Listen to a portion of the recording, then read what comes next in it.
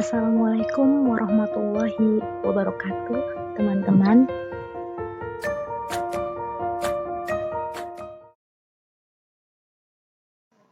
Halo, nama saya Laras.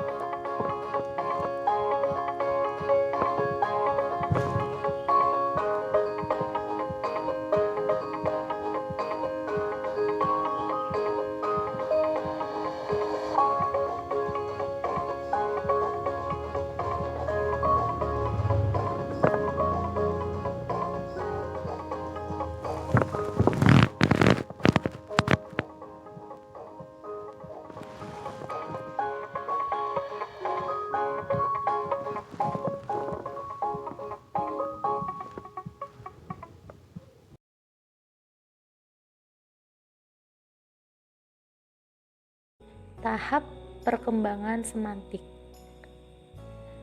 Berdasarkan pemikiran Research, perkembangan semantik dapat dibagi dalam 3 masa pertumbuhan, yakni masa pertama meliputi setengah abad, termasuk di dalamnya kegiatan risik, maka ini disebut Ullmann sebagai undergrowth period.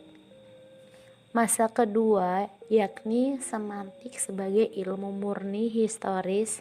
Adanya pandangan historical semantics dengan munculnya karya klasik Brill 1883.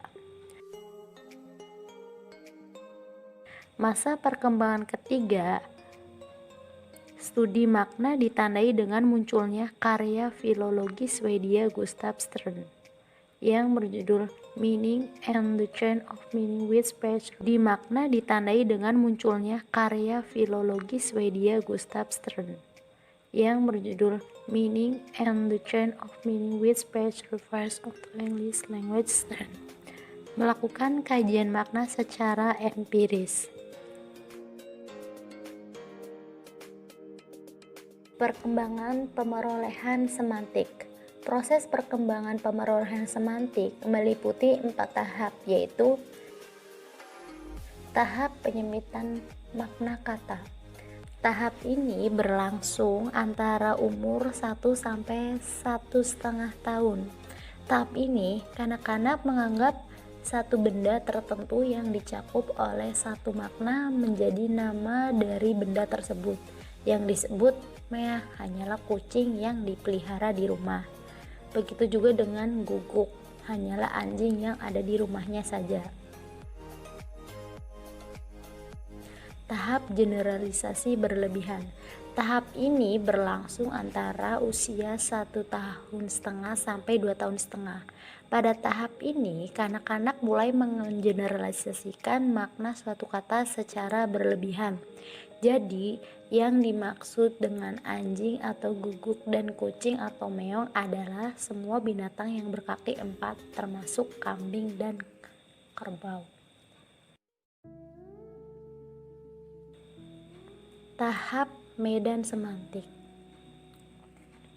Tahap ini berlangsung antara usia 2,5 tahun sampai usia 5 tahun.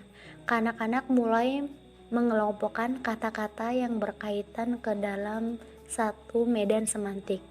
Prosesnya bermula saat makna kata-kata yang digeneralisasikan berlebihan semakin sedikit setelah dia memperoleh kata-kata baru untuk generalisasi dikuasai anak-anak. Misalnya, kalau awalnya anjing untuk menyebut semua binatang berkaki 4, setelah dia mengenal kata kuda, kambing, dan harimau, maka dia dapat menetapkan kata anjing hanya berlaku untuk anjing saja. Tahap generalisasi. Setelah anak-anak berusia 5 tahun, dia memasuki tahap generalisasi. Dia mulai mampu mengenal benda-benda yang sama dari sudut persepsi.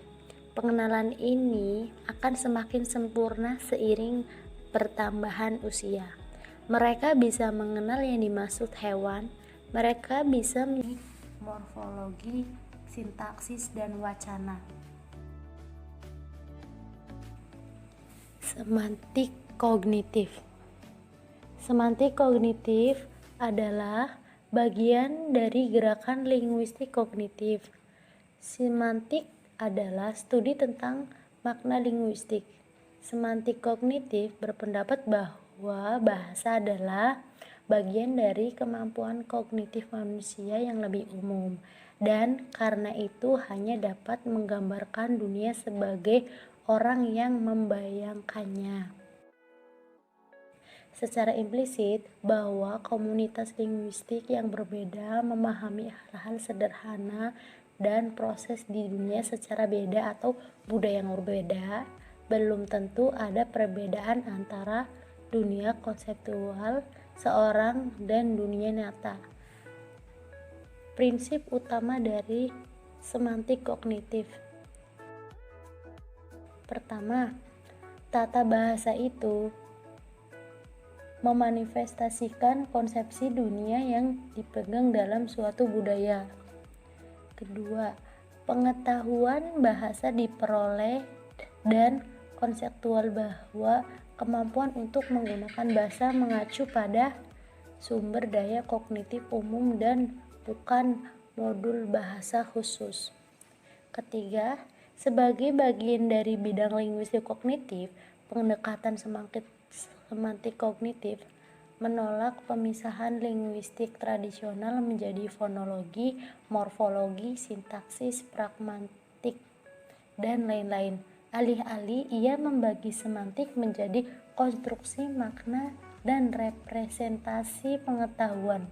Oleh karena itu, semantik kognitif mempelajari banyak bidang yang secara tradisional dikhususkan untuk pragmatik maupun semantik.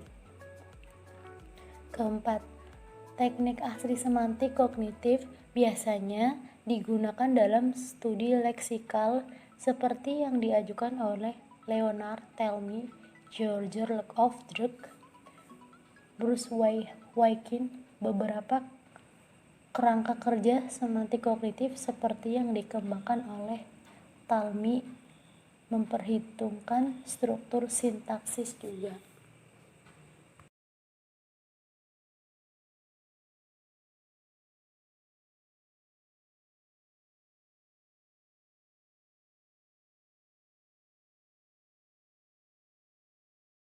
Menyebut bahwa anjing, kucing, harimau itu hewan. Begitu juga kendaraan. Mereka mengenal ada sepeda, motor, mobil, kereta api yang semuanya disebut kendaraan. Lalu sepeda, perahu, pesawat juga kendaraan. Generalisasinya semakin luas.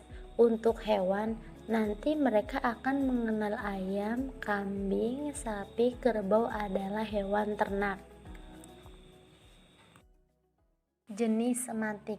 Telah dijelaskan bahwa semantik adalah disiplin linguistik yang mengkaji sistem makna. Jadi, objeknya makna. Makna yang dikaji dalam semantik dapat dikaji dari banyak segi, terutama teori atau aliran yang berbeda dalam linguistik. Semantik general. Teori semantik generatif muncul pada tahun 1968 karena ketidakpuasan linguis terhadap pendapat Chomsky.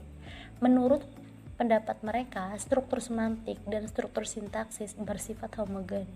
Struktur dalam tidak sama dengan struktur semantik. Untuk menghubungkannya, digambarkan dengan satu kaidah, yaitu transformasi. Teori ini tiba pada kesimpulan bahwa tata bahasa terdiri dari struktur dalam yang berisi tidak lain struktur semantik dan struktur luar yang merupakan perwujudan semantik struktural.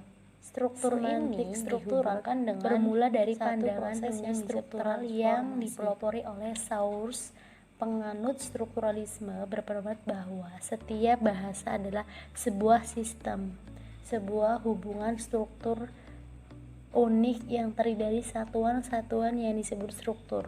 Struktur ini terjelma dalam unsur berupa fonem, morfem, kata, frase, klausa, kalimat, dan wacana yang membaginya menjadi kajian fonologi, morfologi, sintaksis, dan wacana. Semantik kognitif. Semantik kognitif adalah bagian dari gerakan linguistik kognitif. Semantik adalah studi tentang makna linguistik. Semantik kognitif berpendapat bahwa bahasa adalah bagian dari kemampuan kognitif manusia yang lebih umum, dan karena itu hanya dapat menggambarkan dunia sebagai